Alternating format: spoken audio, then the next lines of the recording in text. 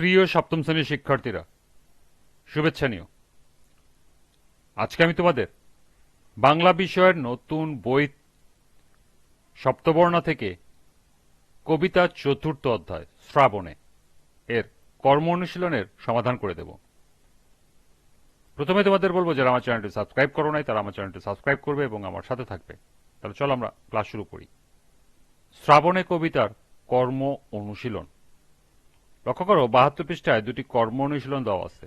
ক, শ্রাবণ মাসে তোমার এলাকায় কি কি পরিবর্তন ঘটে লেখো।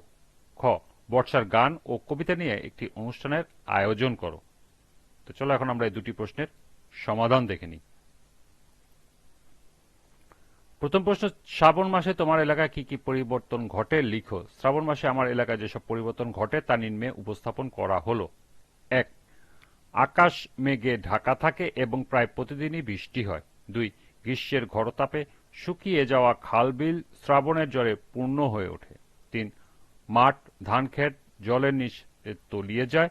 4, নিচু রাস্তা ও ঘরবাড়িতে পানি ওঠে। 5, অবিরাম বৃষ্টিপাতের ফলে মাটির রাস্তা কাদা পিছল হয়। 6, চারিদিকে সবুজ ঘাস ও গাছপালা সতেজ হয়ে ওঠে। 7, চারিদিক কদম ফুলের গন্ধে মৌ মৌ করে। 8, অধিক বৃষ্টিপাতের ফলে মাটির ঘর অনেক সময় ধসে পড়ে। দ্বিতীয় কর্ম অনুশীলনের প্রশ্ন ছিল, বর্ষার গান ও কবিতা নিয়ে একটি অনুষ্ঠানের আয়োজন করো। অনুষ্ঠানে বর্ষা নিয়ে একটি কবিতা ও একটি গান নিম্নে উপস্থাপন করা হলো। অর্থাৎ তোমাদের যে অনুষ্ঠান হবে সেই অনুষ্ঠানের একটি কবিতা এবং একটি গান এখানে আমি তুলে ধরলাম। কবিতা: বৃষ্টি তুমি আসবে বুঝি আজ, তাই আকাশে মেঘের কারুকাজ। তোমার জন্য থাকবো আমি অপেক্ষায়, বসে দুহাত মেলে বারান্দায়।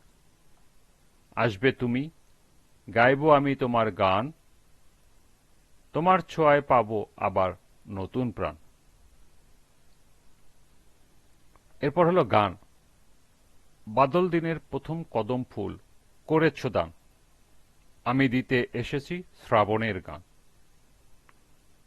মেঘের ছায়ায় অন্ধকারে রেখেছি ঢেকে তারে, এই যে আমার সুরের ক্ষেতের প্রথম সোনার ধান।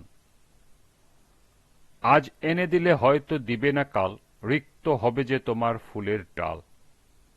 এ গান আমার শ্রাবণে শ্রাবণে, তব বিস্মৃত স্রোতের প্লাবনে, ফিরিয়ে ফিরিয়ে আসিবে তরুণী বহি তব সম্মান।